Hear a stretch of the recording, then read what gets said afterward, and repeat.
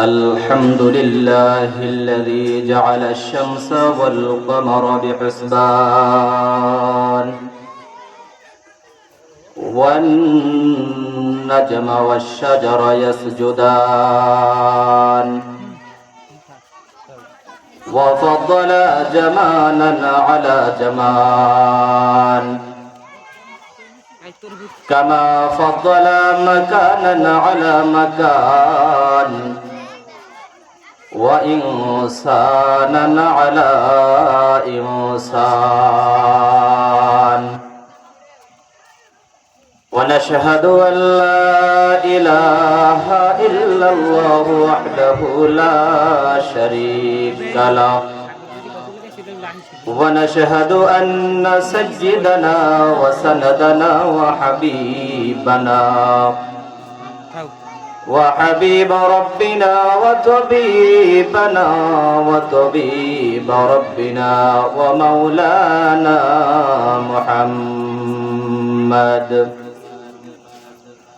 ومولانا محمدا عبده وعبد الله الذي أرسله الله تعالى بالحق بشيرا ونذيرا وداعيا إلى الله بإذنه وسراجا وقمرا منيرا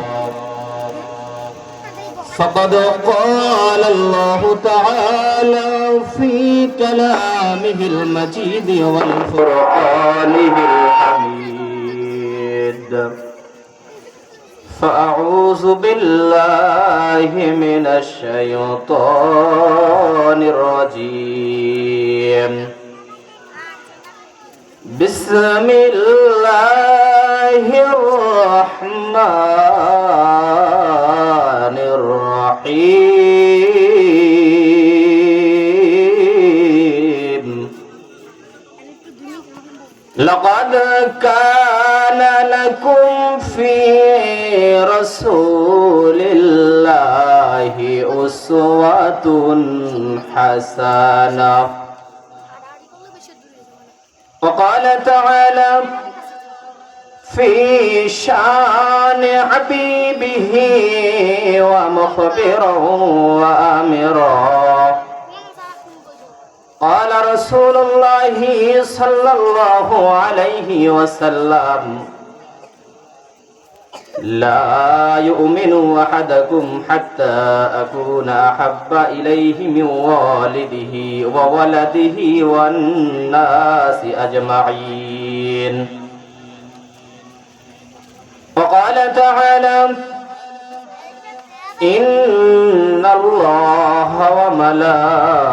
وملائكته يصلون على النبي يا أيها الذين آمنوا صلوا عليه وسلموا تسليما اللهم صل على سيدنا مولانا محمد وعلى سيدنا مولانا محمد اللهم صل على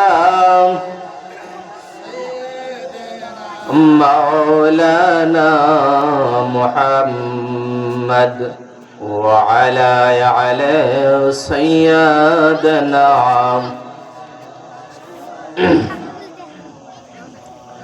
কোথায় রইলেন প্রিয় হাবিব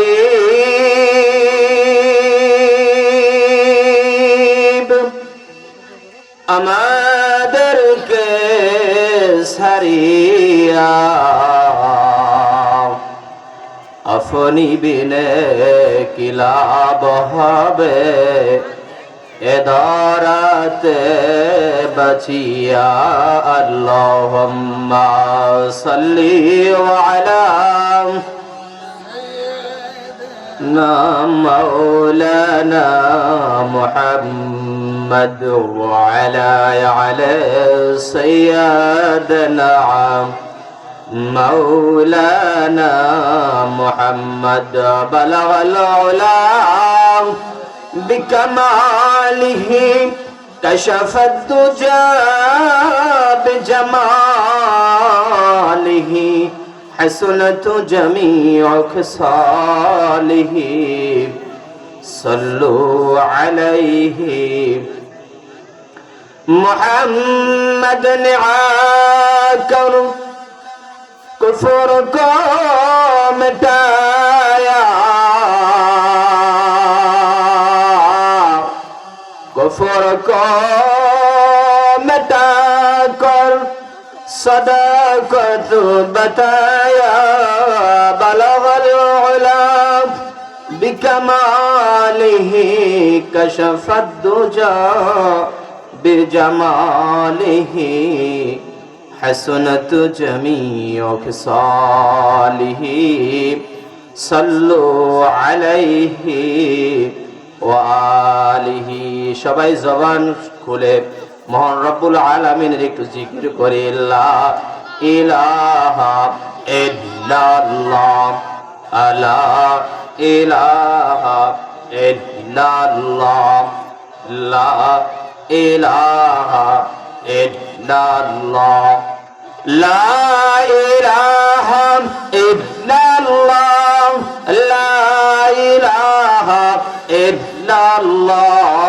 لا إله إلا الله لا إله إلا الله لا إله إلا الله ভাইজান বহু দূরে মদিনা কেমনে যাইব জানি না বহু দূরে মদিনা কেমনে যাইব জানি না দয়াল আল্লাহ দয়া করো দয়াল আল্লাহ দয়া করো ফুরাও মনের বাসনা লা ইলাহা ইল্লাল্লাহ লা ইলাহা ইল্লাল্লাহ লা ইলাহা ইল্লাল্লাহ লা ইলাহা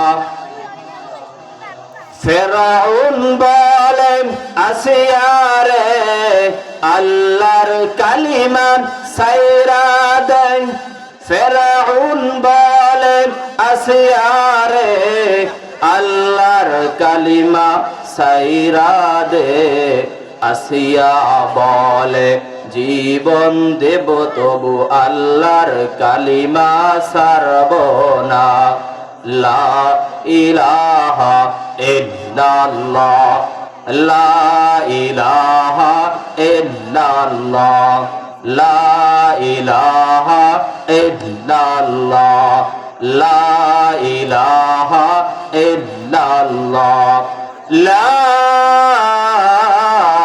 ইলাহা ইল্লাল্লাহু মুহাম্মাদুর রাসূলুল্লাহ সাল্লাল্লাহু আলাইহি ওয়াসাল্লাম। পশ্চিম রবীন্দ্রনগর মোহাম্মদিয়া ইসলামিয়া নুরানি মাদ্রাসা ও যুব সমাজের উদ্যোগে আজকের এই বাৎসরিক ওয়াজ মাহফিলের সম্মানিত সভাপতি জনাব মোহাম্মদ ফখরুল ইসলাম রোকন খলিফা, ইউপি সদস্য ৩ নং ওয়ার্ড মাধবপয়সা ইউনিয়ন। আল্লাহ পাক রব্বুল আলামিন আজকের এই পবিত্র জান্নাতের বাগানে যে মহান রব্বুল আলামিন আসার এবং বসার মতন সুযোগ করে দিলেন, ওই মহান প্রতিপালকের প্রতি জবান খুলে সবাই জোরে সোরে একবার শুকরিয়া আদায় করি আলহামদুলিল্লাহ। আজকের আল্লাহ পাক রব্বুল আলামিন এই মাহফিলকে কেন্দ্র করে অগণিত মানুষ কিন্তু বাড়ি থেকে বের হয়ে গেছে, ঠিক না? মাহফিলের উদ্দেশ্যে বাড়ি থেকে বের হয়ে বিভিন্ন জায়গায় মানুষ চায়ের দোকানে, রাস্তাঘাটে, বিভিন্ন জায়গায় অযথা সময় পার করছে। জান্নাতের বাগানকে এই রাস্তাঘাট এগুলা, নাকি এই মাহফিলের প্যান্ডেল? মাহফিলের প্যান্ডেল হলো জান্নাতের বাগান। আল্লাহর নবী হাদিসের ভিতর বলেন, লা ইয়াকুদু কওমুন ইয়াযকুরুনাল্লাহ ইল্লা হাফাতুহুমুল মালাইকা ওয়া গাশিয়াত আলাইহিমুর রাহমা ওয়া নাযালাত আলাইহিমুস সাকিনাহ। যদি কোনো বান্দা জান্নাতের বাগানে বসে পড়ে, রহমতের ফেরেশতারা এই বাগানটার চারপাশে গোল হয়ে দাঁড়ায় যায়, একের কাঁধের উপরে আরেকজন দাঁড়ায়, দাঁড়াতে দাঁড়াতে আসমান পর্যন্ত দাঁড়ায়। এরপরে তারা কি করে?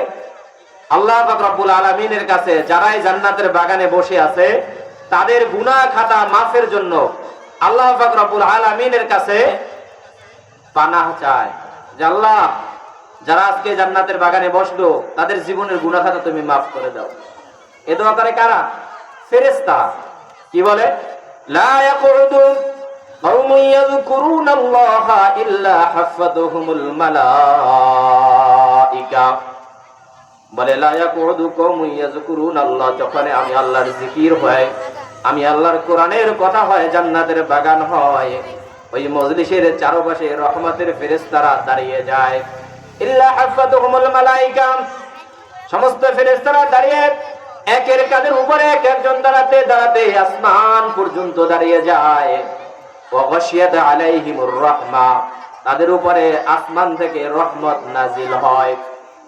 ওয়া নাযালাত আলাইহিমুস সাকিনা, ওই মাহফিলের প্যান্ডেলে যারা বসে আর যারা মন খুলে কোরআন হাদিসের কথাগুলো শ্রবণ করে, আর জবান থেকে যখন একবার সুবহানাল্লাহ, একবার আলহামদুলিল্লাহ, আল্লাহু আকবার বাইর হয়ে যায়, আল্লাহর রাসূল বলেন সাথে সাথে জান্নাতের বাগান, জান্নাতের বাগানের ভিতরে ওই বান্দার একবার সুবহানাল্লাহ বলার কারণে জান্নাতের ভিতরে একটা ফলের গাছ তৈরি করা হয়, লাগিয়ে দেওয়া হয়। ওই ফলের গাছটা এত বড় একটা বাগান হয়, দ্রুতগামী ঘোড়া যদি 500 বছর দৌড়ায় তারপরে ওই ফল গাছের ছায়া অতিক্রম করতে পারে না। এই দুনিয়াতে আমরা সামান্যতম এক হাত অল্প একটু জমির জন্য ছাড় দেয় না, ঠিক কিনা? মারামারি করি, কত কিছুই না করি, কিন্তু আল্লাহ পাক রব্বুল আলামিন আপনার জন্য একবার সুবহানাল্লাহ বললে এত পরিমাণ জান্নাতের ভিতরে জায়গা তৈরি করতেছেন। আল্লাহ রাসূল বলেন শুধু এতটুকুই ক্ষান্ত নয়, বান্দা যখন জবান থেকে একবার সুবহানাল্লাহ পাঠ করবে, আসমান আর জমিনের ভিতরে যত ফাঁকা জায়গা আছে সমস্ত ফাঁকা জায়গাগুলো আল্লাহ তাআলা বান্দার আমলনামায় নেক দ্বারা পরিপূর্ণ করে দেয়। এত সওয়াব, সুবহানাল্লাহ, আল্লাহু আকবার, আলহামদুলিল্লাহ। এরপর এই সমস্ত বাক্যগুলো কার জিকির? আল্লাহ তাআলার জিকির, প্রশংসা আল্লাহ তাআলার। আল্লাহ পাক রব্বুল আলামিন আপনার আমার জন্য অগণিত নিয়ামত এই পৃথিবীতে আল্লাহ তাআলা সৃষ্টি করেছেন। সমস্ত নিয়ামতগুলো আমরা ভোগ করি, ঠিক কিনা? কিন্তু আল্লাহ পাক রব্বুল আলামিনের শুকর আমরা সঠিকভাবে আদায় করি না। আল্লাহ পাক রব্বুল আলামিন যে সমস্ত নিয়ামত আমাদের জন্য দিলেন, আপনি আমি যদি কিয়ামত পর্যন্ত সিজদায় অবনত হয়ে মালিকের শুকর আদায় করি, আল্লাহ যে আপনাকে শরীরের অঙ্গ প্রত্যঙ্গগুলো দিলেন তার শুকরই আদায় হবে না, ঠিক কিনা বলেন? সেই শুকর আদায় হবে না, কিন্তু তারপরেও আমরা নাশুকরিয়া করি, আল্লাহ পাক রব্বুল আলামিনের কথাকে প্রত্যাখ্যান করি। আমি কোরআনুল কারীম থেকে একখানা আয়াত তেলাওয়াত করেছি, হাজার হাজার লক্ষ লক্ষ হাদিস থেকে একখানা হাদিস তেলাওয়াত করেছি। এই হাদিসের উপরে, এই কোরআনের আয়াতের উপরে কিছু কথা বলবো, যদি ওই মহান রব্বুল আলামিন আমাকে বলার মতন তৌফিক দান করেন। আপনারা ধৈর্য সহকারে শুনবেন তো। সর্বপ্রথমে মজলিসের বসার কিছু আদব আছে।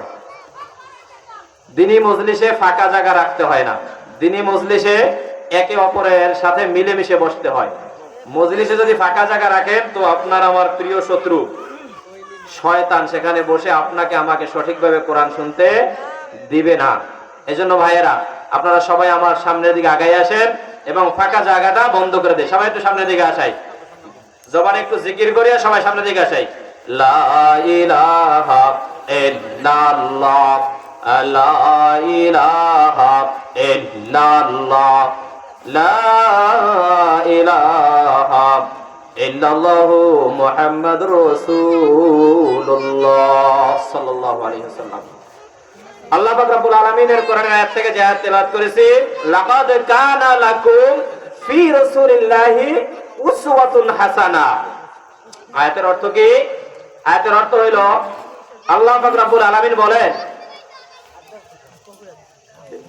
পৃথিবীতে তুমি কিভাবে চলবে, পৃথিবীতে তুমি কার আদর্শ মানবে, তোমার সিরাত সুরাত কার মতন হবে, এ দিক নির্দেশনা দিবেন কে? আপনি, আমি, না আল্লাহ? কে দেবেন বলেন? আপনি কিভাবে চলবেন, আপনি কিভাবে চলবেন, আপনার চরিত্র কিভাবে গঠন করবেন, এই দিক নির্দেশনা দেবে কে? আল্লাহ পাক রব্বুল আলামিন। কে দেবে বলেন? আল্লাহ পাক রব্বুল আলামিন। কারণ আপনাকে সৃষ্টি করছেন কে? সবাই জবান খুলে বলেন, কে সৃষ্টি করছেন? আপনার আমার রব কে? আপনাদের মনে হয় এত সকালেই শীতে ধরছে নাকি? আল্লাহ পাক রব্বুল আলামিন আপনাকে একটা জবান দিয়েছেন, যে জবান দিয়ে আল্লাহ শুকর আদায় করবেন, তা আপনি আসতে বলেন। সমস্ত শক্তি দিয়া মহান রব্বুল আলামিনের শুকর আদায় করে বলেন, আপনার আমার রব কে? আরো জোরে বলেন, কে? আল্লাহ রব্বুল আলামিন আপনার আমার রব। রব শব্দের অর্থ হলো পাঁচটা। রব শব্দের অর্থ কয়টা? পাঁচটা। কি কি? রব শব্দের অর্থ হইল পালনকর্তা, রব শব্দের অর্থ হইল বিধানদাতা, আইনদাতা, সৃষ্টিকর্তা। আচ্ছা বলেন তো, আল্লাহ যে রব নাম নিলেন, তার এই পাঁচটা গুণ তার ভিতরে আছে না নাই? সবাই বলেন নাই, আছে না নাই? আল্লাহ পাক রব্বুল আলামিন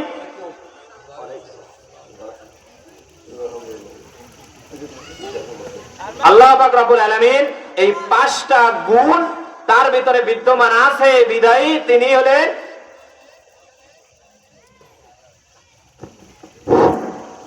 আসসালামু আলাইকুম রহমতুল্লাহ। সম্মানিত উপস্থিতি, আজকের মাহফিলের আমাদের সম্মানিত সভাপতি জনাব মোহাম্মদ ফখরুল ইসলাম রকন এবং ৩ নং ওয়ার্ডের মেম্বার উনি এসেছেন, সভাপতি সাহেব, এবং আমাদের এই এলাকার সর্বজন শ্রদ্ধেয় এবং নুরানি মাদ্রাসা, মোহাম্মদের নুরানি মাদ্রাসার ১ নম্বর দাতা সদস্য এবং সহসভাপতি এবং এলাকার শ্রদ্ধভাজন ব্যক্তিত্ব আলহাজ জনাব মোহাম্মদ মোতাহার হোসেন মল্লিক সাহেব উনিও এসেছেন।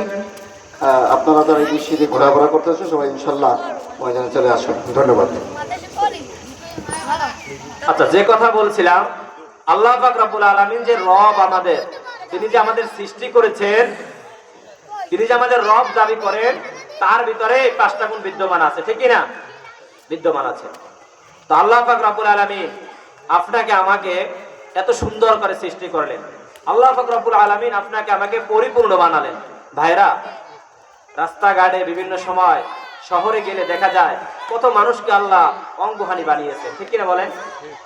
যুবক ভাইরা, তোমার মতন কত যুবক একটা পা নাই, হাঁটতে পারে না। তোমার মতন কত যুবক রাস্তায় হাঁটে আর মানুষের কাছে হাত পেতে ভিক্ষা চায়, কিন্তু আল্লাহ পাক তোমাকে সেটা করাচ্ছে না। তো আল্লাহ পাক রব্বুল আলামিন তোমার উপরে দয়া করে, মায়া করে, আমাদেরকে ভালোবেসে পরিপূর্ণভাবে আমাকে আপনাকে একজন মানুষ হিসেবে সৃষ্টি করেছেন, ঠিক না? পরিপূর্ণ যে মানুষ বানাইলেন, আল্লাহ পাক রব্বুল আলামিন বললেন পরিপূর্ণ মানুষ বানালাম, কিন্তু মানুষ রূপে হলে হবে না, মানুষ হতে হলে তোমাকে মানুষত্ব হতে হবে। মানুষ হওয়ার জন্য তোমাকে কোরআন সেট করা লাগবে জীবনে। কি সেট করা লাগবে? কথা বলে না, কি সেট করা লাগবে? আপনি আমি যে মানুষ, এটা দাবি করলে হবে না। একটু কষ্ট করে এই বাচ্চাদের আওয়াজ বন্ধ করবেন। কথা বলে বাচ্চাদের আওয়াজ হলে কথা ঠিকভাবে শুনতে পারবেন না, আমিও ঠিকভাবে বলতে পারবো না। আপনি আমি যে মানুষ, এটা আপনি আমি দাবি করলে হবে না। দাবি করলে হবে? দাবি করলে হবে না। কারণ যিনি বানিয়েছেন সেই ব্যক্তি শুধু বলতে পারবেন যে তুমি মানুষ, ঠিক না? এই পৃথিবীতে একজন কাঠ মিস্ত্রি যখন ঘর নির্মাণ করেন, তখন ওই কাঠ মিস্ত্রি বলতে পারে যে এই ঘরের কাঠ ভালো না খারাপ, ঠিক না? একজন রাজমিস্ত্রি যিনি ঘর নির্মাণ করেন, ওই রাজমিস্ত্রি বলতে পারে যে এই ঘরে যে স্ট্রাকচার তৈরি করছে, এই বিল্ডিং এর যে গভীরতা নিচে দেওয়া হয়েছে, এটা কতটুকু মজবুত, এটা কতটুকু টেকসই হবে, এটা একজন যে মিস্ত্রি উঠেছে সে বলতে পারবে কিনা? কথা বলে না। কথা মনে করে বুঝেন না নাকি? সে বলতে পারবে না। এখন যে আমাদের প্রত্যেকের হাতে মোবাইল, এই মোবাইলগুলো যারা তৈরি করছে তারা কিন্তু একটা টাইম দিয়ে দেয় যে এই মোবাইলের এতদিন টাইম, এতদিন মেয়াদ। এই মেয়াদের পর কিন্তু আস্তে আস্তে ব্যাটারি ডাউন হয়ে যায়, আস্তে আস্তে কাজ স্লো করে, ঠিক না? ঠিক তদ্রূপ ভাবে আপনাকে আমাকে বানিয়েছেন আল্লাহ। কে বানিয়েছেন? সবাই বলেন না, জোরে বলেন। কে বানিয়েছেন? আল্লাহ। এতে তো কোনো সন্দেহ নাই। অনেকে ধারণা করেন যে আমার মা বাবা এরা বিবাহ শাদী করে তারা একসাথে থাকছে, আমার অটোমেটিক জন্ম হয়েছে। আবার কেউ কেউ ধারণা যে বান্দর থেকেও মানুষ হইতে পারে, নাকি? এরকম ধারণা আছে না অনেকে। লেখাপড়া এদেশে হয় না। আসলে কি মানুষ এভাবে হয়েছে? না। আল্লাহ রাব্বুল আলামিন বলেন, ইয়াহাবু লিমান ইয়াশাউ ইনাসা ওয়া ইয়াহাবু লিমান ইয়াশাউ যুকুর। দুনিয়ার মানুষ, তুমি জানিয়ে দাও, হে রাসূল তুমি জানিয়ে দাও, দুনিয়াতে যদি মানুষ মনে করে স্বামী স্ত্রী একত্রে থাকলে পরেই বাচ্চা হয়, তাহলে তো দুনিয়াতে প্রত্যেক ফ্যামিলির ভিতরে যাদের বাচ্চা হয় না তাদেরও বাচ্চা হওয়ার কথা। কিন্তু বাচ্চা দেওয়ার একমাত্র মালিক হইলাম আমি আল্লাহ। যাকে ইচ্ছা ছেলে দেই, যাকে ইচ্ছা মেয়ে দেই, যাকে ইচ্ছা 4টা 5টা মেয়ে দিয়ে দেই, কোনো ছেলে দেই না। আবার যাকে ইচ্ছা 6 7টা 8টা পর্যন্ত ছেলে দিয়ে দেই, কোনো মেয়ে দেই না। আবার যাকে ইচ্ছা ছেলেও দেই, মেয়েও দেই। এই বন্টনকারীর দায়িত্ব কোনো মানুষের না, কোনো নবীর না। এই সব দায়িত্ব হলো আমি আল্লাহ পাকের। কার বলেন? এই দায়িত্ব কার? আল্লাহ রাব্বুল আলামিন। আল্লাহ পাক রব্বুল আলামিন আপনাকে আমাকে মানুষ বানাইলেন। মানুষ বানানোর পরে আল্লাহ পাক রব্বুল আলামিন বললেন, তুমি যে মানুষ, তোমার যে মানুষ হিসাবে নিজেকে তুমি পরিচয় দিবা, তুমি পরিচয় দিলে হবে না, মানুষ হিসেবে পরিচয় দিব আমি রব। তাহলে আমি জানিয়ে দেই, ওয়ালাকাদ কাররামনা বানি আদম ওয়া হামালনাহুম ফিল বাররি ওয়াল বাহর। সূরা বানি ইসরাঈল 15 নম্বর পারা 8 নম্বর পৃষ্ঠার প্রথম আয়াত। আল্লাহ রাব্বুল আলামিন বললেন, ওয়ালাকাদ কাররামনা বানি আদম, বনি আদমকে আমি শ্রেষ্ঠ করে বানাইলাম। তাদের মর্যাদা আমি আল্লাহর কাছে সবচাইতে বেশি। কি বলছে? সবাই বলেন, কি বলছে? বনি আদমের মর্যাদা আল্লাহর কাছে সবচাইতে বেশি। আল্লাহ আয়াতের পরে জানায়, শুধু এতটুকুই না, লাকাদ খলাকনাল ইনসানা ফি আহসানি তাকওয়িম। লাকাদ খলাকনাল, লামে তাকিদ দিয়েছেন বালাগাত মান থেকে। লাম শব্দটা 13টা অর্থে ব্যবহার হয়। জিন্দা মানুষের ক্ষেত্রে লাম ব্যবহার হয়। আরবি ব্যাকরণ অনুযায়ী লাম শব্দটা শুধুমাত্র যারা জিন্দা আছে, যারা মৃত হয়েছে তাদের নয়, জিন্দা মানুষের ক্ষেত্রে ব্যবহার হয়। আল্লাহ লামে তাকিদ দিয়ে বলেন, খলাকনাল ইনসান, আমি মানুষকে অতি সুন্দর করে আমি আল্লাহ বানিয়েছি। মানুষ বানাইছে কে? সবাই বলেন, আরো জোরে বলেন। আল্লাহর পরে আয়াতে জানায়, সুম্মা রাদাদনাহু আসফালা সাফিলিন। এই মানুষগুলা হইল, যদি তারা প্রকৃতভাবে নিজেকে শরীরে গঠনে মানুষ দাবি করে, আসলে এদের ভিতরে কিছু মানুষ আছে তারা মানুষ নামে জানোয়ার। এরা মানুষ নামে কি? আরো জোরে বলেন, কি? এটা কারা? ভাইরা আমার, মানুষ আমরা দাবি করলে হবে না। মানুষ হওয়ার জন্য আপনার আমার জীবনে কোরআন সেট করা লাগবে। সূরা রহমানের ভিতরে আল্লাহ জানিয়েছেন, আর রহমানু আল্লামাল কুরআনা খালাকাল ইনসান। আল্লাহ সর্বপ্রথম আর রহমান, আমি দয়াময় আল্লাহ। আল্লামাল কুরআন, আমি কোরআন নাযিল করেছি। এরপরে আল্লাহ দিয়েছেন খলাকাল ইনসান, আমি মানুষ সৃষ্টি করেছি।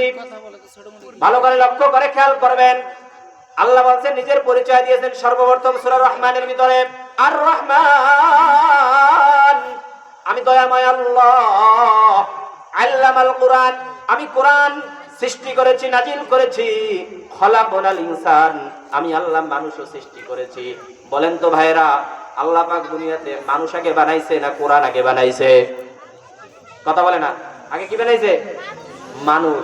কিন্তু আল্লাহ তো আগে কোরআনের কথা বলছে যে আল্লামাল কুরআন, আমি কোরআন সৃষ্টি করছি। এরপর কি বলছে?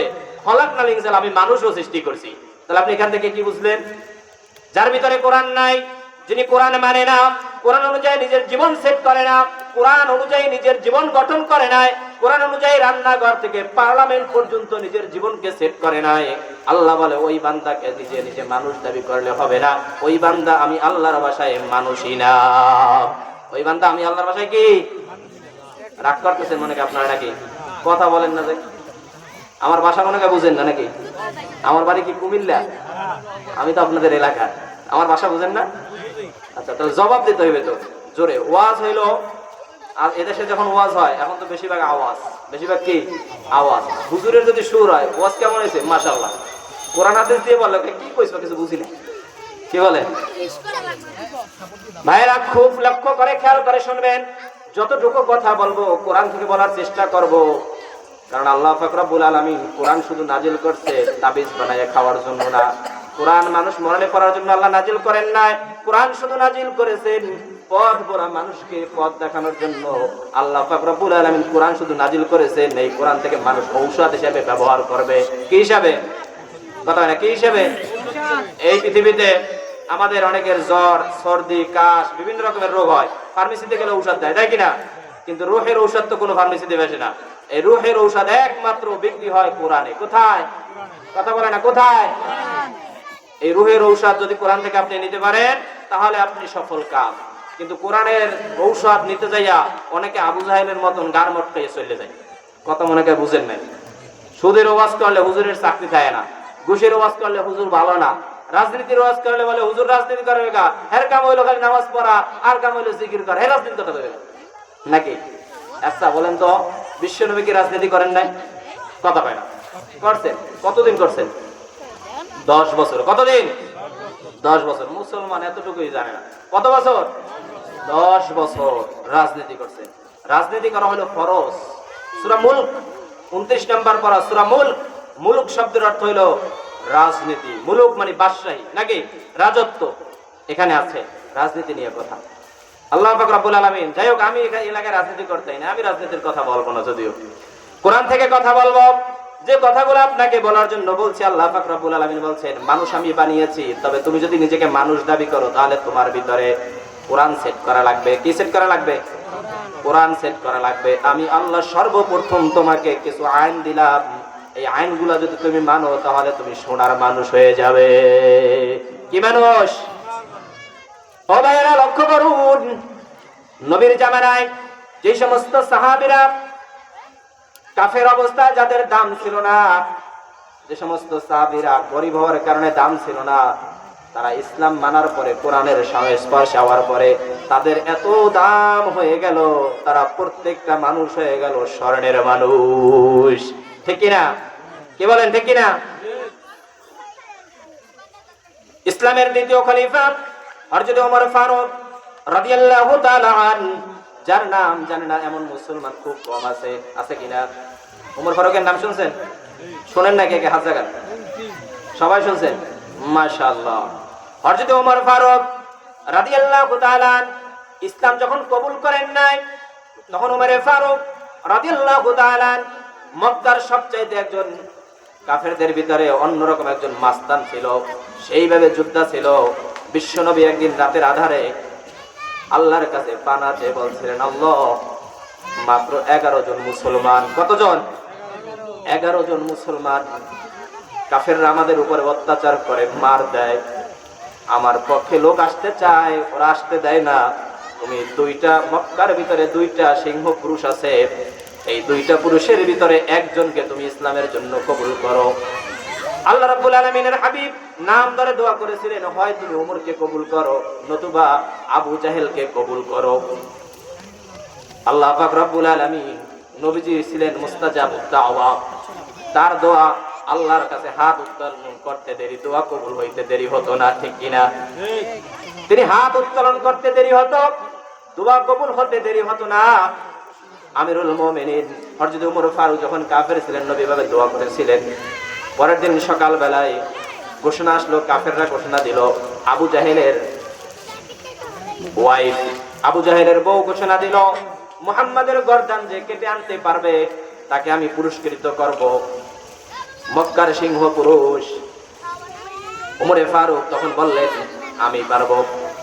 কি বলছে? আমি পারবো। লোকজন চিন্তা করলো কাম ফতে, কাম কি? দেখবেন এই যে মাঝে মাঝে নির্বাচন আসে, টপ লেভেলের যারা মাস্টার, এরকম কিছু আছে না, থাকে না? দায়িত্ব দেয়, তুই কেন্দ্র দখল করবি, পারবি তো? এত লাগবে, এইটা বুঝেন তো নাকি? এটা কি? হ্যাঁ, টাকা টাকা, এটা দিতে পারবেন? হ্যাঁ, তো ফাইনাল, আর চিন্তা করা লাগবে না। তোর দলের লোকের চিন্তা করে যে দায়িত্ব দিছি ও 2-3টে বাড়ি এলো, সমস্যা নেই, ও দায়িত্ব পালন করো, ঠিক কিনা? তা আবু জাহেল চিন্তা করলো, দায়িত্ব নিয়েছে কেটা? কথা পায় না। কি ও বুঝেন না? কথা বুঝেন না? কে দায়িত্ব নিছে? আরো জোরে গান, কে নিছে? কাফেররা কয় মুহাম্মদ লাফালাফি অনেক করছো, ফতে এবার কেল্লা কি? এবার কাম ফাইনাল, আর বাঁচার উপায় নাই, ফাইনাল হয়ে যাবে এবার। ওমরে ফারুক খোলা তরবারি নিয়ে রাসূলুল্লাহর দিকে রওনা করলেন, তার হুজরার দিকে রওনা করলেন। পথের ভিতরে লোকজন দেখে জিজ্ঞাসা করে, এই ওমর যাও কোথায়? বলে শোনো নাই, মক্কায় ঘোষণা আসছে। বলে কি ঘোষণা? কয় শোনো নাই? বলে না। বলে সবচাইতে বড় নেতা আবু জাহেল ঘোষণা দিয়ে দিয়েছে, যদি মুহাম্মাদের মাথা আনতে পারো তাহলে পুরস্কৃত করা হবে। আমি মুহাম্মাদের মাথা আনতে যাই। ও ভাইরা খেয়াল করুন, কার মাথা আনতে যায়? মুহাম্মদ সাল্লাল্লাহু আলাইহি ওয়াসাল্লাম, তার মাথা আনতে যায়। খুব মনোযোগ দিয়ে শুনবেন, খেয়াল করুন আমার দিকে। মাথা আনার জন্য যখন রওনা হলেন, পথের ভিতরে জিজ্ঞাসা করে কোথায় যাও? বলে মুহাম্মাদের মাথা আনতে যাই। বলে আরে বেটা, মানুষেরটা নিয়ে নাক বুম গলাও, তোমার নিজের আপন বোন তো ওই মুহাম্মাদের কাছে কালেমা গ্রহণ করে তারা ইসলাম মানতেছে, এদিকে তো তোমার খবর নাই। উমরে ফারুকের মাথা গরম হয়ে গেল, আমার প্রাণের শত্রু যাকে আমি হত্যা করলে পুরস্কৃত হব, সেই ব্যক্তির ইসলাম আমার বোন আমার ভগ্নিপতি মেনে নিয়েছে, এটা কেমন কথা?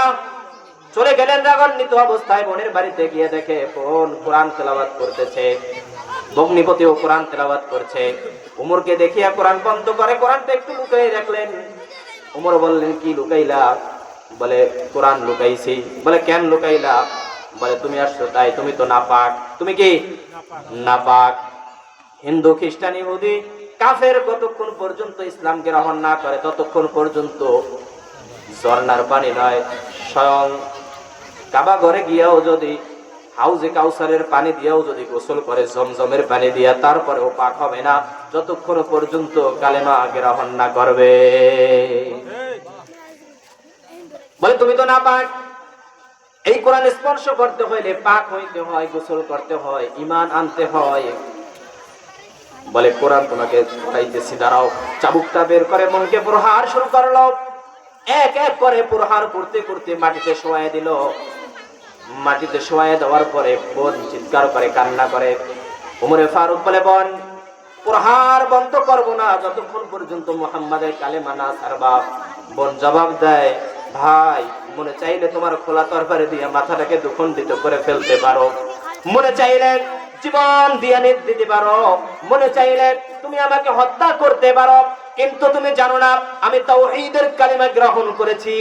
এটা এমন এক হৃদয় স্পর্শী কালিমা, এটা এমন এক কালিমা যেটা আমাকে এমন ভাবে জাদু করেছে, যেটা আমি পড়ার সাথে সাথে আমি নিজেকে পণ করে নিয়েছি, নিজের সাথে আমি কমিটমেন্ট করে নিয়েছি যে আমার জীবন দিয়ে দিব, তারপরেও এই কালিমা থেকে আমি জুদা হব না। উমরে ফারুক চিন্তা করলো, এত প্রহার করলাম, এত মারা মারলাম, তারপরেও তিনি কালিমা ছাড়তে চায় না। কালিমায় কি আছে একটু দেখা দরকার। ভগ্নিপতির বলল, ভগ্নিপতি আমাকে একটু এই কোরআন পড়াটা দেখাও না, একটু খুলে দেখাও কি পড়তেছিলে। বলে চলো না গোসল করে আসো, উজু করো, তারপরে তোমারে দেখাচ্ছি। গোসল করে আসলো, উজু করে আসলো, কোরআন খুলে দেওয়া হলো। কোরআন দেখতে পেলেন কোরআনের সূরা মারইয়াম 16 নম্বর পারা 4 নম্বর পৃষ্ঠায় এই সূরাটা আছে বাবা।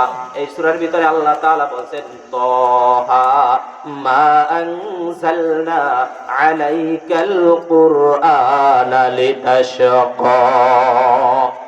আমার আপনার প্রিয় রাসূলের একটা নাম হইল তাহা। একটা নাম কি? তাহা। রাসূলুল্লাহকে তাহা বলে সম্বোধন করেছেন, এই সূরা তেলাওয়াত করতেছিলেন। পরে রাতে আল্লাহ বলেন, মা আনজালনা আলাইকাল কুরআনা লিতাশকা। তুমি কি মনে করেছো তোমাকে এমন কোরআন দিয়েছি যে কোরআন দাওয়াত দিতে গেলে তোমার না খাইয়ে মরা লাগবে? আল্লাহ তাআলা বলেন। উমরে ফারুকের তার এরকম অর্থ বলা লাগে না। আরব দেশের মানুষ আরবি ভাষা বুঝে। কোরআন যখন খুলে দিল, উমর আশ্চর্য হয়ে গেল। উমর বলে, চলো রাসূলুল্লাহর দরবারে যাব। নবীজি তখন 11 জন, কতজন বলছিলাম? 11 জন। ও বাবা জোরে আওয়াজ দেন, কতজন? 11 জন। 11 জন মুসলমানদেরকে নিয়ে কথা বলতেছিলেন। তার চাচা আব্বাস রাদিয়াল্লাহু তাআলা সেখানে উপস্থিত। হঠাৎ করে দরজার ভিতরে নক করলেন। ভিতর থেকে আওয়াজ এলো, কে?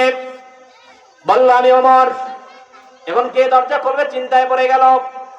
কারণ এমন মানুষ যার সামনে গেলে মাথা দুখণ্ডিত করতে এক মুহূর্ত তিনি দেরি করেন না।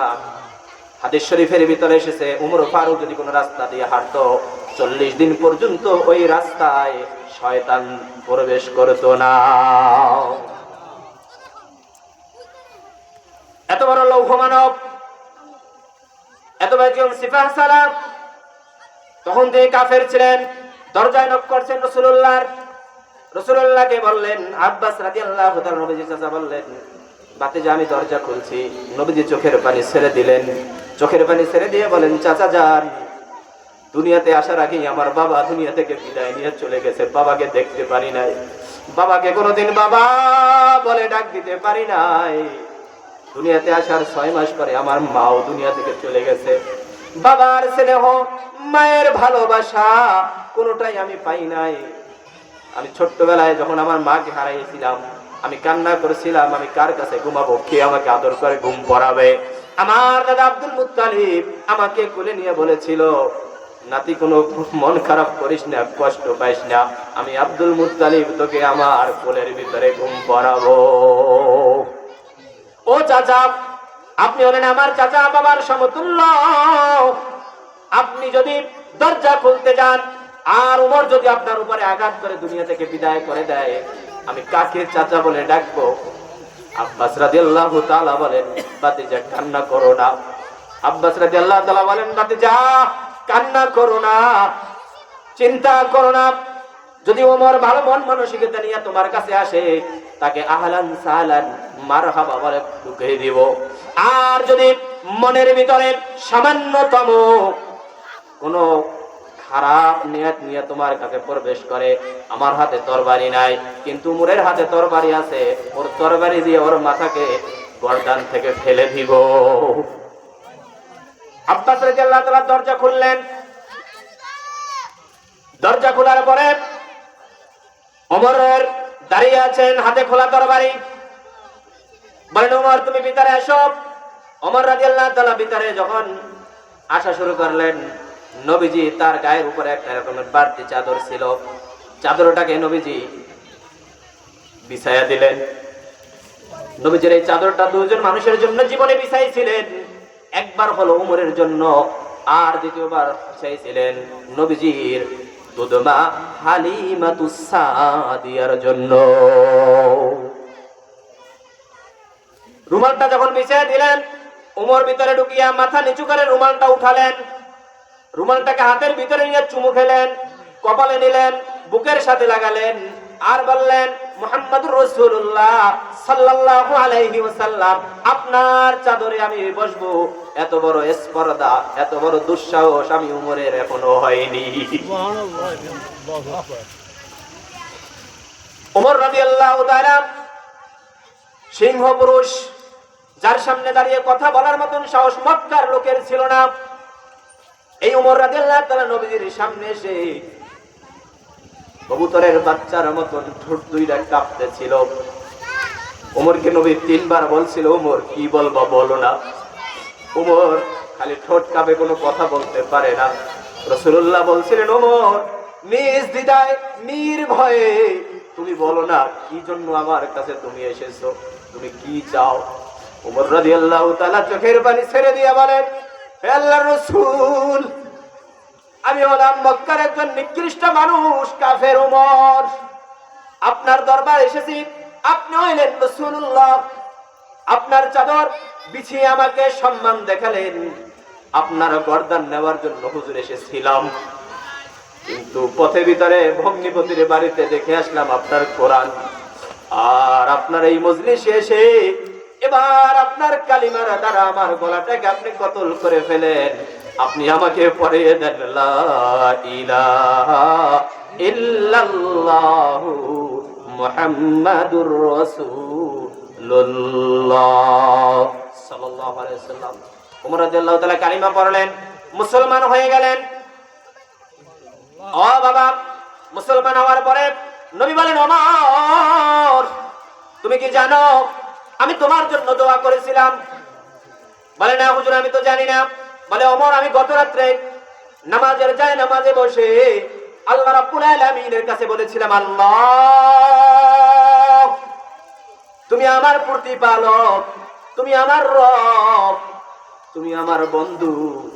আমার মুসলমানের দুরবস্থা, মুসলমান মারি খায়, তুমি দুইজন সিংহ পুরুষ থেকে একজনকে কবুল করো। ওমর, আমি তোমার জন্য দোয়া করি নাই, কিন্তু আল্লাহ রাব্বুল আলামিন তোমাকে কবুল করে ফেলেছেন।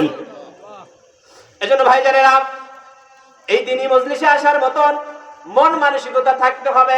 কবুল করলে পরে আসতে পারবে, বসতে পারবে। কবুল না করলে যত চেষ্টা করুক এরকমের মাহফিল বারবার দিলে পরেও বসে শোনার মতন তৌফিক হবে না। কথা ঠিক কিনা? এই উমরের জীবনী থেকে শোনাচ্ছি। এই উমর রাদিয়াল্লাহু তাআলা ইসলাম গ্রহণ করার সময় কতজন মুসলমান ছিল? 11 জন। এখন উমর হয়েছে কতজন হয়েছে? 12 জন মুসলমান। এখন ঘরের ভিতরে গোপনে বৈঠক করে নবী দাওয়াত দেয়। কারণ বাইরে দাওয়াত দিতে গেলে কি খায়? কথা বলে না, কি খায়? না, আপনারা কথা বলেন না, শেষ করে দিলে কি?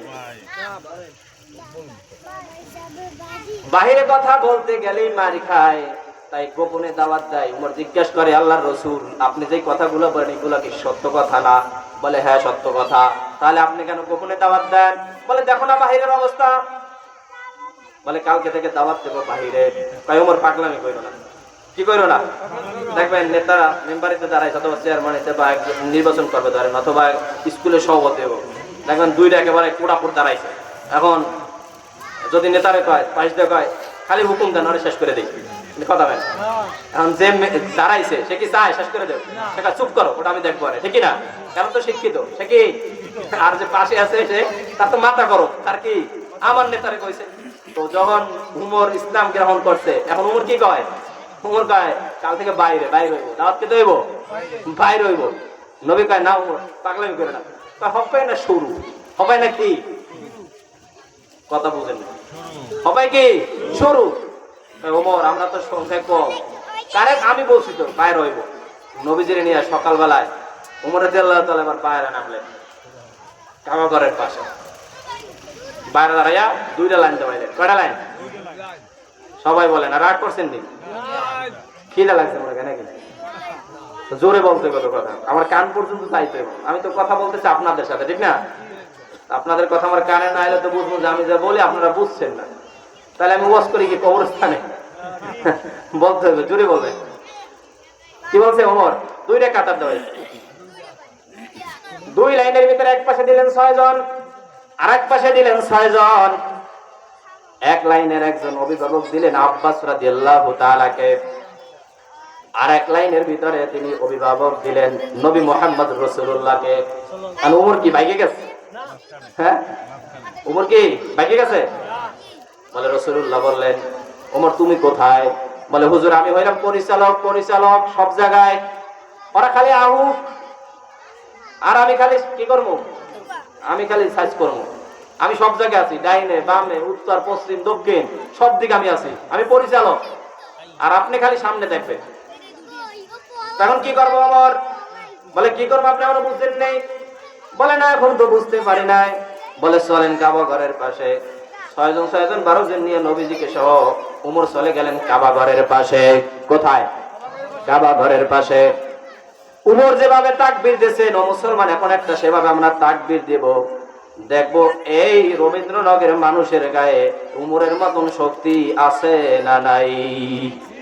উমর কাবা ঘরের পাশে গিয়ে বলছেন লিল্লাহি তাকবীর, আরো জোরে বলি লিল্লাহি তাকবীর। উমর রাদিয়াল্লাহু তাআলা যখন যাই বলেন লিল্লাহি তাকবীর, আবু জাহেলের ঘরের ভিতরে তো আওয়াজ চলে গেছে। আবু জাহেল কয়, এই মক্কায় এত বড় কার বাপের বেটার বুকে বাটা হইলো যে এত বড় আওয়াজ দেয়, এত বড় আওয়াজ দেয়, কার বাপের বেটার বুকে পাঠা হইলো? বাইরে তো নেতাই কইছে বাইরে, এখন কি সামসারার ঘরে খায়? লোকজন নিয়ে আবু জাহেল তো রেডি আইতাছে। আবু জাহেল সামনে আর তার ছেলেবেলা সব পিছনে আসতেছে। আসার পরে ওমর রাদিয়াল্লাহু তাআলা যখন দেখলেন যে আসতেছে, ওদিকে আবু জাহেল দেখতেছে দাঁড়াই আছে কেডা? কথা কেনা দাঁড়াইছে কেডা? আরে যেমন তেমন পোলা কি 10টা লাগেনি? একটা হইলেই তো কাম হয়। কে? বাংলার জমিনে এত মুসলমান, উমরের মতন একটা হইলেই তো কাম হইতো। কে বলেন? উমরের মতন একটা মুসলমান বাংলার জমিনে এখনো তৈরি হয় নাই। এই জন্য মুসলমানের দুরবস্থা। উমরের দেখা আবু জাহেলের হাত পাও কাঁপা শুরু হয়ে গেল। আবু জাহেল যেভাবে এই যে পোলাপানে মোটরসাইকেল চালাইলে দেখবেন এমন করে চালাইয়া যায়, রাস্তার পাশে মুরব্বীরা থাকলে ধুলাবালি একেবারে মাইকা যায়। ও যদি যাই দেখে সামনে একটা স্পিরিট ব্রেকার আছে, এমন করে ব্রেক করে পিছের চাক্কা জাগিয়ে যায়। কথা কয় না? হ্যাঁ, এরকম করে না? ঠিক ওই রকম হাফ ব্রেক করছে, একেবারে ব্রেক যখন করে দিল, ওমর রাদিয়াল্লাহু তাআলা বললেন, কি রে খোকা, ব্রেক কেন? আসো সামনে আসো। না, সামনে আসা যাইবে না। সামনে কি আসা যাইব না? কারণ কেডা আছে? ওমর আছে। ওমর কে আছে? ওমর। আবু জাহেলের নেতারা কইতাছে, আবু জাহেলের কইতাছে তার চামচারা, কি ও সামনে আসো না? তো বেটা কি মাথা খারাপ হইছে? সামনে কে দেখো না? ওমর বলতেছে, এই আবু জাহেল সামনে আসো, আর তুমি সুন্দর করে লক্ষ্য করে তোমার স্ত্রীকে বলে আসো চিরবিদায়, ছেলে মেয়েকে বলে আসো বাপ ডাকতে মন চাইলে জীবনের মতো ডেকে ল, কারণ আমি উমরের কাছে আসতে দেরি হবে, তোর মাথা দ্বিখণ্ডিত করতে দেরি হবে না। উমর রাদিয়াল্লাহু তাআলা এভাবে ইসলামের দাওয়াত যখন প্রসার করলেন, আস্তে আস্তে মুসলমানে যোগ দেওয়া শুরু করে দিলেন। এই উমর রাদিয়াল্লাহু তাআলা নবীজির ইন্তেকালের পরে সর্বপ্রথম ইসলামের খেলাফতের দায়িত্ব পেলেন নবীজির বন্ধু আবু বকর সিদ্দিক। কে পেয়েছেন? আবু বকর সিদ্দিক। তার নাম সিদ্দিক কেন হলো? এই যে মাসটা চলতেছে, মাসটা কি? রজব মাস। কি মাস? আচ্ছা, আপনাদের একটু বাচ্চাদেরকে একটু থামান, এরকম করলে তো কথা বলা যায় না। মাহফিলে তো পরিবেশ দরকার।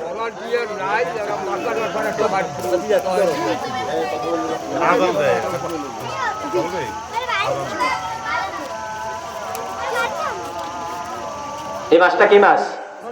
রজব মাস। নবীজি রজব মাস আসলেই দোয়া করতেন, কারণ রজব আইলেই রমজানের জন্য প্রস্তুতি নিতেন। নবীজি এই মাসের 27 তারিখে মেয়ারাজ করেছিলেন। কি করেছিলেন? মেয়ারাজের অনুষ্ঠান মসজিদে হয় না? বীর জীবনে অনেক শুনছেন ওয়াজ, নাকি? মেয়ারাজের ওয়াজ শুনছেন না? যদি বলি ওয়াজ করতে পারবেন, অনেকেই করতে পারবেন, ঠিক কি না? আজকে একটু নতুন ওয়াজ শুনেন মেয়ারাজ সম্পর্কে। নবীজি মেয়ারাজ থেকে আসলেন। কোথা থেকে? তো নবীজি নবুয়তের পরে নতুন নতুন কথা কইতো, প্রত্যেকদিন নতুন নতুন কি কইতো? কথা বলতো। আর আবু জাহেল খালি প্রত্যেক দিন যাই খোঁচাইতো। এই বাংলাদেশের সাংবাদিক মতো, সাংবাদিকেরা যদি আপনার একবার পায়, খালি একের পর এক প্রশ্ন, কোন জায়গায় আপনার আটকান যায় নাকি? আবু জাহেলও ঠিক তদ্রুপ ভাবে নবীর যাই খোঁচাইতো, যে নবী কোনো যদি কথা কয় আর ওই কথার ভিতরে যদি ভুল পায়, তাহলে ওই কথাটাকেই কাফেরদের মাঝে ছড়াইয়া দিয়ে তার একটা কালার করবে। তো গিয়া নবীজি মেরাজ কইরা কেলা এসে বইসা আছে, যাই দেখে সকালবেলা নবী বসা। কি মোহাম্মদ, আজকে কি কোনো নতুন কথা টথা নাই? কে বলতেছে? আবু জাহেল। কে বলতেছে? আবু জাহেল। নবীজি বলে, কথা আছে তো। বলে, কি কথা? বলে, আমি ফিলিস্তিনে মসজিদুল আকসা, এই যে যুদ্ধ হয়েছিল, মসজিদে আকসা, বাইতুল মুকাদ্দাস, মুসলমানদের প্রথম কিবলা। বাইতুল মুকাদ্দাস মুসলমানদের প্রথম কিবলা কোথায়? ফিলিস্তিনে। আমি তো এই উম্মে হানির ঘরে ঘুমিয়েছিলাম। জিবরাইল এসে বলে, হুজুর ওঠেন, উযু করেন, বুরাক নিয়ে প্রস্তুত, আমি চলেন মেরাজ করবেন। আমি তো মেরাজে গিয়েছিলাম, শুধু ওখানে যাই নাই, ওখানে ইমামতি করাইছি। এরপর আমি ওখান থেকে সপ্তম আসমানে গেছি। বলে, থামো, আর দরকার নেই, যা বলছো আমার এতটুকুই যথেষ্ট, আমার এতটুকুই কি যথেষ্ট। বলছে, আরে শোনো না। বলে, কি শুনবো? আমি আইতেছি। ও গিয়া মক্কার আবুল আহাব, উতবা, সাইবা, এরকম ওয়ালিদ ইবনে মুগীরা, নাম করা করা টপ লেভেলের নেতা কোটাই আছে। আয় কাম বাজছে কি, মোহাম্মদ তো পাগল হয়ে গেছে, বিমাজনুন, সে তো পাগল হয়ে গেছে, কথাবার্তার এখন লিমিট নাই। চল গিয়ে বলে কি মোহাম্মদ এখন বলো। কি কইতাম? ওই আমার কাছে যেটা কইছিল ওইটা কও, আমার কাছে যেটা বলছিলা ওইটা বলো। তা বলো ওইটাই তো। কোনটা? ওই যে আমি উম্মে হানির ঘরে ছিলাম, তারপরে আমি এসে নামাজ পড়ে যখন শুইছি, জিবরাইল এসে বলে হুজুর উঠেন। আমি উঠলাম, উজু কইরা তারপর আমি বাইতুল মুকাদ্দাসে গেছিলাম, আমি সেখানে নামাজ পড়াইছি, তারপরে আমি সব থামো না, ওই সপ্তম আসমান পড়ে, এটুকুই যাবি শুনতে চাই। কয় আবুল আবুল্লা কয় আবু সাহেল আমাকে না শুনাইলা, এটা লাভ কি? শুনাইতে ওর বন্ধুরে বন্ধুরে ওই যে ওর প্রশংসা করে খালি কয় কে আবু বকরে ডাক, আবু বকরে ডাকতে চলে গেছে। আপনারা ডাকে ভাইজান, কয় কে ডাকে? আবু জাহেল ভাইজানে ডাকে, আবু জাহেল ভাইজানে ডাকে। কি হয়েছে গো? আবু জাহেলের ডাক শুনে না আবু বকর চলে আসছে, আইগা দেখে রাসূলুল্লাহ এক কোনায় বসা আর তার চারপাশে কাফেররা বসা। আবু বকর আসার পরে সাইডলো সাইডলো সাইড নিয়ে আবু বকর যখন নবী যায় গেবে, হুজুর কি হয়েছে গো? আবু জাহেলকে কি হইব, তোমার মোহাম্মদের তো পাতা পাগল হয়ে গেছে। কি হয়েছে? হুজুর আপনি কাল কোথায় ছিলেন? আইসে আবু বকর কি কয়, আপনি কোথায় ছিলেন কালকে? আমি আপনার তো রাত্রে খুঁজছিলাম, উম্মে হানির ঘরে খুঁজলাম, মসজিদে খুঁজলাম, আপনার তো কোথাও পাইলাম না। আপনার যে জায়গায় পাই ওই জায়গায় তো আপনি ছিলেন না, কোথায় ছিলেন আপনি? এখন এক কাফের আরেক কাফের দিকে তাকায়, কি কামড়া হয়েছিল? আমাদের সাক্ষী হয়ে গেল, ডাকলা বদনাম করার জন্য এদের সাক্ষী হয়ে গেল। নবীজি বলেন আবু বকর আমি তো কালকে মেরাজ করছি। অবশ্যই আপনি মেরাজ করছেন, সাদ্দাকতা ইয়া রাসূলুল্লাহ, আপনি যা বলছেন সত্য বলছেন। বলে আবু বকর তুমি তো সাক্ষী না, তুমি তো দেখো নাই। বলে হুজুর এটা তো একেবারে ছোট্ট একটা কথা, আপনি মেরাজ করছেন, ফিলিস্তিনে গেছেন, বাইতুল মুকাদ্দাসে নামাজ পড়াইছেন, সপ্তম আসমানে গেছেন, আল্লাহর সাথে ডিনার করছেন, নামাজ নিয়ে আসছেন, এটা তো একেবারে ছোট্ট কথা। ও হুজুর বাপ দাদা থেকে পূর্বপুরুষেরা 360টা দেব দেবীর মূর্তি পূজা করতো, আপনি বলেছিলেন এই 360 দেব দেবীর পূজা চলবে না, এক আল্লাহর তাওহীদি কালিমা চলবে। আমি আবু বকর ওই 360টি দেব দেবীর পূজা বাদ দিয়ে এক আল্লাহর কালিমা গ্রহণ করে নিয়েছি। আপনি বলেছিলেন এই দেব দেবীর পূজা মূর্তি পূজা গুলো করলে পরে জাহান্নামে যাওয়া লাগবে। হুজুর আমি জাহান্নাম দেখি না, আপনার মুখে শুনেছি। আপনি বলেছিলেন ভালো কাজ করলে জান্নাত পাইবা, জান্নাত দেখি না, আপনার মুখে শুনেছি। আমি ওই জান্নাতের আশায় ভালো কাজগুলা করতেছি। হুজুর আপনি বলুন না এই যে মেয়ারাজ করেছেন, এই মেয়ারাজের চাইতে কি এই কাজগুলো আরো বড় না? বলে হ্যাঁ। তাহলে এতগুলা বড় কথা যদি না দেখে আমি বিশ্বাস করতে পারি, সামান্যতম আপনার মেয়ারাজ কেন আমি বিশ্বাস করব না? অবশ্যই রাসূল আপনি মেয়ারাজ করেছেন, কোনো সন্দেহ নাই, নিঃসন্দেহে আপনি মেয়ারাজ করেছেন। নবীজি বললেন আবু বকর আল্লাহ তোমাকে খালি হাতে ফেরত দিবে না, জিবরাইলকে পাঠিয়ে দিয়েছে, তুমি যেহেতু সত্যকে সত্য সাক্ষী দিলা, আজকে তোমার নামের সামনে শুধু আবু বকর থাকবে না, আজকে থেকে তোমার নামের সামনে থাকবে সিদ্দিক। কি থাকবে? সিদ্দিক। কাফেররা গায়ে কাম হইল, কে কাম হইল? এটা সাক্ষী আনলাম, সাক্ষী দিয়ে দিল। এবার কাফেররা গায়ে ঠিক আছে খারাপ ধরছি তোমারে। আচ্ছা মোহাম্মদ তুমি যে বাইতুল মুকাদ্দাসে গেলা, বুঝলাম, কত বাইতুল মুকাদ্দাসে জানলা দরজা কয়টা কেউ বুঝলেন? কিছু মুসলমান আছে এরকমের, মসজিদের ইমাম সাহেবের যদি সাথে একটু বেমিল বাজে, ওই ইমাম দাওয়ান যদি চিন্তা মাথায় একবার ওঠে যে ইমামের দাওয়ান লাগবে, তো ইমাম জুড়ে আডে না ডাইনে আডে না বাই আডে, হেও মুসল্লি ভুল ধরে না। ভুল বললাম? কি বলেন? মতের বিরোধ বাঁধবে কাম হয়ে গেছে। তো এখন এইভাবে প্রশ্ন করছে কি, আচ্ছা যদি জিজ্ঞেস করি আপনারা এখানে আসছেন, এই প্যান্ডেলের ভিতরে বাঁশ কয়টা? আপনারা কি বাঁশ গুনতেছেন? প্রশ্ন যদি এইভাবে হয়, নবী কেটে কোনো প্রশ্ন হইলো তো প্রশ্নই, এটার উত্তর দাও। তুমি না নবী, এটার উত্তর দাও। আল্লাহ রাসূল সাথে সাথে চক্ষু বন্ধ করে ডাক দিলেন, ও আমার মালিক আমি তোমার সাহায্য চাই। আল্লাহ রাব্বুল আলামিন জিবরাইলকে বলেন, জিবরাইল তুই কই? বলে আমি তো আছি। বলে জিবরাইল যা তোর ডান হাতের তারার ভিতরে বাইতুল মুকাদ্দাসটা আমি রাসূলুল্লাহর চোখের সামনে দাঁড়াইয়া ধর। ও ভাই, তোমাকে যদি বলা হয় বাড়িতে তোমার ঘর আছে, ঘরে তোমার দরজা কয়টা, জানালা কয়টা, চক্ষু বন্ধ করলে তুমি তোমার ঘর এখানে বসে দেখতে পারবা, ঠিক না? আল্লাহর রাসূল ঠিক তদ্রূপ ভাবে চক্ষুটা বন্ধ করে বলে দেয় 8টা দরজা, 6টা জানালা, এত কয়টা খুঁড়ি। কাফেররা দেখে মিলাইয়া সব ঠিক আছে, মাথা নিচু করে বাড়িতে চলে গেল। মাথা নিচু করে বাড়িতে চলে গেল। এই আবু বকর সিদ্দিক রাদিয়াল্লাহু তাআলা আনহু নবীজির 20 বছরের বন্ধু ছিল। কত বছরে? 20 বছরের বন্ধু ছিল। অনেক কষ্ট সহ্য করছে, অনেক কষ্ট সহ্য করছে। এত পরিমাণ কষ্ট সহ্য করছে ইসলামের জন্য। আমরা তো জন্মগত মুসলমান, আমাদের তো কষ্ট সহ্য করা লাগে না। বাবাই মুসলমান ছিল, দাদাই মুসলমান ছিল, ওস্তাদ না খালি আগাটা কাটতে দিচ্ছে। কথা বলে না। আমি অনেক ওয়াজে বলি, আগা কাটলে যদি মুসলমান হয় তাহলে তোমার আগে আমার আগে ছাগল মুসলমান। কথা বলে না। কথা বুঝে নাই, বুঝে নাই, বুঝেননি? ছাগলের মুসলমানি করা লাগে, ওটা জন্মগত মুসলমান, ওটা ওদিক থেকেই আসে, ঠিক না? তোমার আমার কাটা লাগে, আর ওটা ওদিক থেকেই মুসলমান হয়ে আসে। যদি আগা কাটলে মুসলমান হয় আর দাড়ি রাখলে মুসলমান হয়, তাহলে তো ছাগল মুসলমান আগে। কথা হয় না? মুসলমান ওটার নাম না, মুসলমান 3টা কথার নাম। কয়টা কথা? 3টা। লা ইলাহা ইল্লাল্লাহ মুহাম্মাদুর রাসূলুল্লাহ, 24টা অক্ষরের কালিমা। লা ইলাহা ইল্লাল্লাহ মুহাম্মাদুর রাসূলুল্লাহ, এই কালিমায়ে তাইয়্যিবার ভিতরে 24টা অক্ষর আছে। কয়টা অক্ষর? কয়টা অক্ষর? 24টা অক্ষর। 24টা অক্ষর।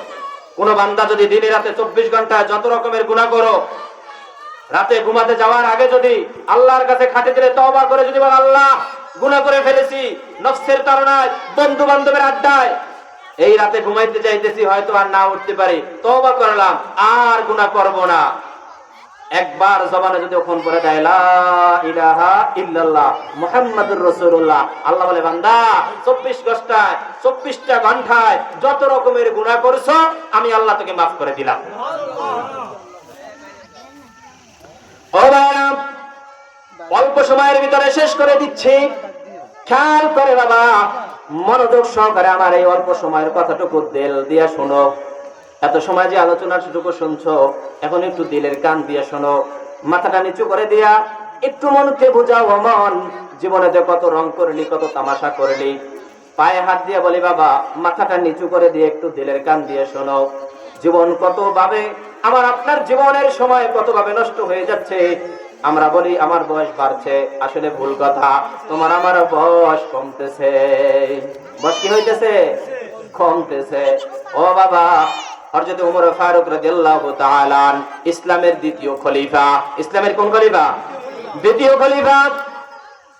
দায়িত্ব পেলেন এই বাংলাদেশের 56,000 বর্গ কিলোমিটার এতটুকু রাষ্ট্র নয়, তিনি 33 লক্ষ বর্গ কিলোমিটারের রাষ্ট্রনায়ক ছিলেন। কত? কত হয় না? কত? 33 লক্ষ বর্গ কিলোমিটার। বড় একটা কুমার আনবেন, ওই কুমারটাকে মাঝখান দিয়ে কাটবেন, পুরো পৃথিবীটাকে মনে করবেন একটা কুমার, ওই কুমারটার মাঝখান দিয়ে কাটবেন, অর্ধেক কুমারের রাষ্ট্রনায়ক। একটু চিন্তা করেন তো, এলাকার যদি একটু চেয়ারম্যান হয়, খালি হের লাগে ব্যাগ টানে, হের পাওয়ারে থাকা যায়? কথা বলেন, হের পাওয়ারে থাকা যায়? থাকা যায় না। কিন্তু দেখেন ওমর রাদিয়াল্লাহু তাআলা দেশের রাষ্ট্রনায়ক, তিনি এখন ইসলামের খলিফা, অর্ধ পৃথিবীর তিনি বাদশাহ। ওমর ফারুক রাদিয়াল্লাহু তাআলা তিনি এবার রাষ্ট্রনায়ক হওয়ার পরে দায়িত্ব পালন করতেছেন। সবাই যখন ঘুমিয়ে যায়, তিনি এবার রাস্তায় হাঁটে। কি করে? সবাই একটু জবাব দেন। 20-25 মিনিট কথা বলবো, একটু মনোযোগ সহকারে কথাটুকু জবাব দেন। রাস্তায় হাঁটতেছে কখন? রাতে। আর আমাকে নেতারা রাতে তো বাড়িতে বাইরে বই না, 8টার পরে যদি বলেন আমি বিপদে পড়ছি একটু আসেন, বলবে কাল সকালে দেখা করিস। কথা কয় না? ওমরে ফারুক একা একা রাস্তায় হাঁটেন, দেখে একটা তাবু, ভিতর থেকে টিপ টিপ করে একটা হেজাকের বাতি জ্বলছে। আগে মাহফিলে এরকমের টিউবলাইট ছিল না, হেজাকটা নাই তো। হেজাক ছিলেন না? মুরব্বী তো ছিলেন নাকি? ওরকম হেজাকের বাতি জ্বলছে। ওমর ফারুক শুনতেছে ওই তাবু থেকে কান্নার আওয়াজ আসছে। ও মুসলমান, দিলের কান দিয়ে মাথাটাকে নিচু করে একটু বুঝাও। ও মন, আজকে কত কিছু আমি পাইলাম, যে রাসূলুল্লাহ যে সাহাবীরা এত কষ্ট করে আমাদের মাঝে দিন ইসলাম দিয়ে গেল, তারা না কতটা কষ্ট করে ইসলাম কায়েম করেছিল। ওমর ফারুক দেখে ওই তাঁবু থেকে ছোট্ট বাচ্চার কণ্ঠে কান্নার আওয়াজ আসে, আর একজন মহিলার কণ্ঠে বারবার তাদেরকে কান্না থামানোর চেষ্টা চলছে। ওমর ফারুক তাঁবুর কিনারায় চলে গেলেন। তাঁবুর কিনারায়